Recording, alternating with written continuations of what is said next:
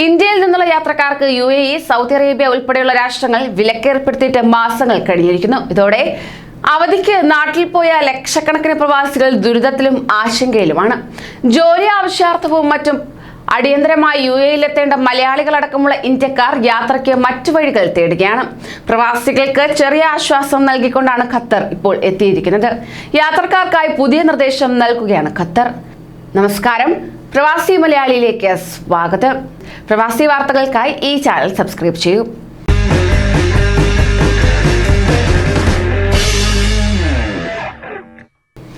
ഖത്തറിലേക്ക് യാത്ര ചെയ്യുന്നതിനുള്ള നടപടിക്രമങ്ങൾ വിശദീകരിക്കുന്ന പ്രത്യേക ഡിജിറ്റൽ ഗൈഡ് പുറത്തിറക്കി അധികൃതർ രംഗത്തെത്തിയിരിക്കുകയാണ്.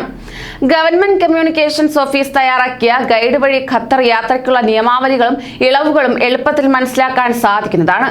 കോവിഡ് നിയന്ത്രണങ്ങളുടെ പശ്ചാത്തലത്തിൽ ഖത്തറിലേക്ക് യാത്ര ചെയ്യണമെങ്കിൽ തന്നെ വിവിധ രാജ്യക്കാർക്ക് വ്യത്യസ്ത നിബന്ധനകളാണ് നൽകിയിട്ടുള്ളത്.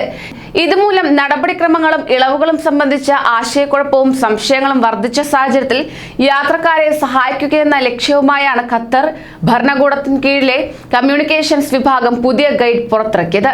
www.gco.gov.qa/en/travel എന്ന ലിങ്കിൽ നിന്ന് ഈ ഗൈഡ് നിങ്ങൾക്ക് ലഭിക്കുന്നതായിരിക്കും.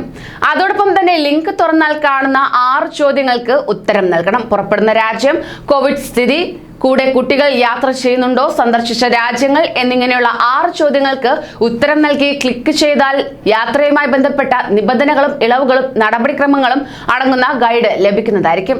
വാക്സിനേഷൻ, ക്വാറന്റൈൻ, കോവിഡ് ടെസ്റ്റുകൾ തുടങ്ങി യാത്രയിൽ പാലിക്കേണ്ട മാനദണ്ഡങ്ങളെല്ലാം ഗൈഡിൽ പ്രതിപാദിക്കുന്നുണ്ട്.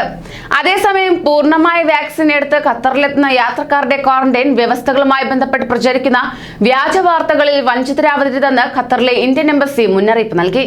നേരത്തെ ഉണ്ടായിരുന്ന യാത്രാ വ്യവസ്ഥകളിൽ ഒരു മാറ്റവുമില്ലെന്നും ഇന്ത്യക്കാർക്ക് ഹോട്ടൽ ക്വാറന്റൈൻ നിർബന്ധമാണെന്ന രീതിയിൽ പ്രചരിക്കുന്ന വാർത്തകൾ തെറ്റാണെന്നും എംബസി ട്വിറ്റർ സന്ദേശത്തിൽ വ്യക്തമാക്കുകയുണ്ടായി.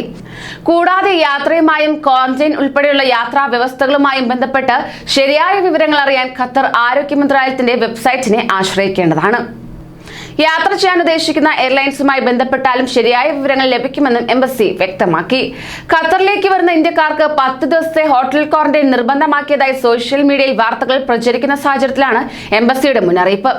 അതേസമയം ഇത്രാസ് ആപ്പിലുണ്ടായ ചില സാങ്കേതിക തകരാറുകൾ കാരണം ചിലരുടെ യാത്രാനുമതിക്കായുള്ള അപേക്ഷ നിരസിക്കപ്പെട്ടിരുന്നുവെങ്കിലും പ്രശ്നങ്ങൾ ഉടൻ തന്നെ പരിഹരിക്കപ്പെട്ടിരുന്നതായും എംബസി വ്യക്തമാക്കി. കൂടുതൽ പ്രവാസി വാർത്തകൾക്കായി ഈ ചാനൽ സബ്സ്ക്രൈബ് ചെയ്യൂ.